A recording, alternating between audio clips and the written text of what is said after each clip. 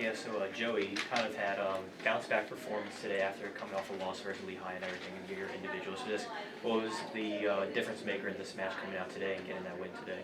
I mean, we've had a pretty rough schedule here in January, and so I mean, I think a lot of the guys' bodies are a little juiced right now. But I mean, we're gonna get back, and we bounced back a little bit tonight, and we had a few guys that could have wrestled a little better. I mean, Ty had a great match. That was a good guy he wrestled, and I mean, Duke came to wrestle today, and we could have done a lot better at a lot of other weights. Mm-hmm. And Coach Dresser always talks about getting bonus points at the end of matches and everything. That was specifically what you did today. So just kind of what was your mindset going into that at the end for the third period there?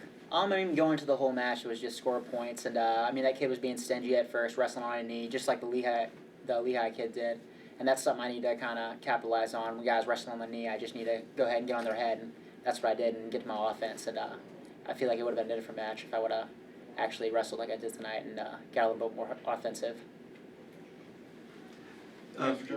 Looking ahead, in 2 weeks, you guys have to go up against number 7 NC State, and last year that was a tough match. How can you guys prepare, with this 2-week break to get ready for them?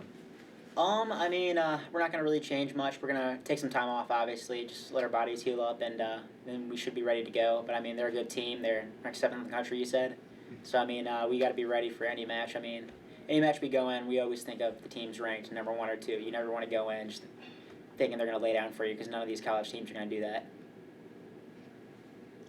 This team has been really good consistently all year. What has been the biggest key to that consistency? You're talking about Tech or Duke or Tech. Tech. Okay. I mean, I just feel like we have a good camaraderie with the team. Just kind of going into matches, we're always real happy, kind of mess around with each other and stay positive at all times. I mean, we never really like to get down on each other, and so if like one guy loses, we never really try to look at that loss. We always try to look at the positives and kind of build off that.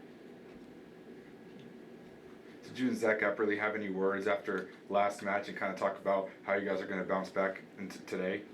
We just kind of looked at each other and shook our heads and just smiled. We thought it was a bad dream, and so I mean, we came back here and we came ready to wrestle. So, Coach, this Duke team was pretty scrappy.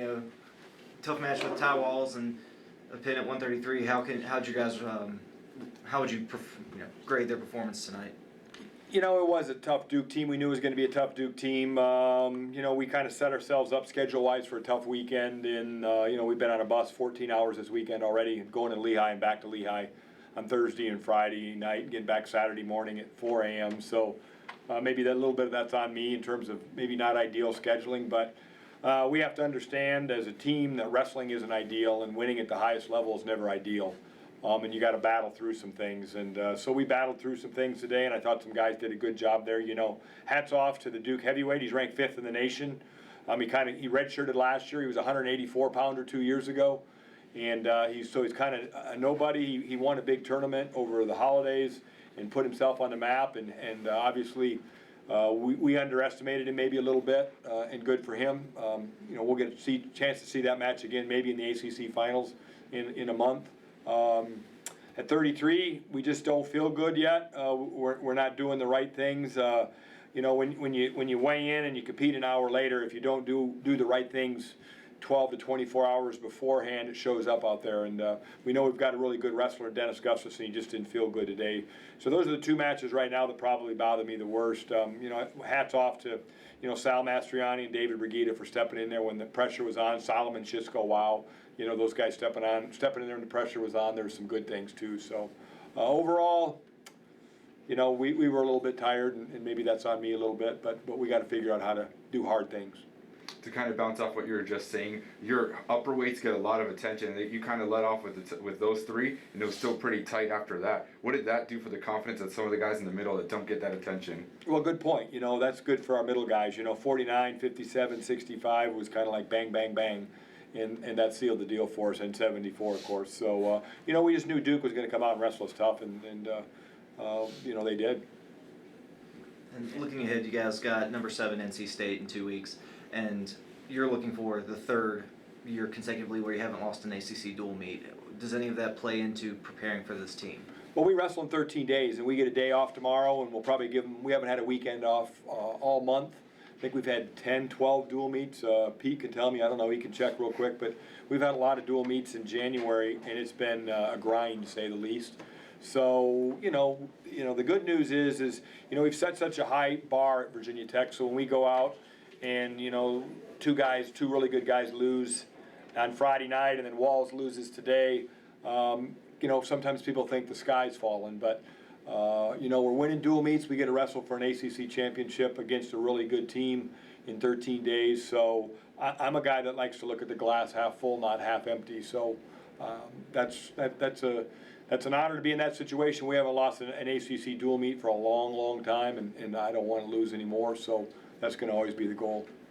You talk about a progression as like a big word in this program. Is that something you saw today specifically, or is that something you need to keep moving forward? I saw progression at 149. I saw, just in terms of body language and feeling good, I saw progression at 157. I saw progression at 164. I saw progression at 184, so 125, I saw, a little bit of progression. Obviously bouncing back after a loss for 25 and 74 were good things, but yeah, we just have to keep doing that. And, there's peaks and valleys in a 4.5 month season. So, we've been able to get our hand raised as a team, 16 times and lost one dual meet. So we put ourselves in a position to wrestle for an ACC title and maybe a pretty daggone big match on February 19th at Castle. And obviously Moss Art Center is a special environment. I think this puts you at 7-0 now in this environment since it's open. So it's kind of like, what is wrestling in this environment, seeing all the fans out there and everything like? It's a great environment. It's very unique and very different. Maybe we need to schedule Penn State here next year, huh? I don't know. We'll see. Okay, but.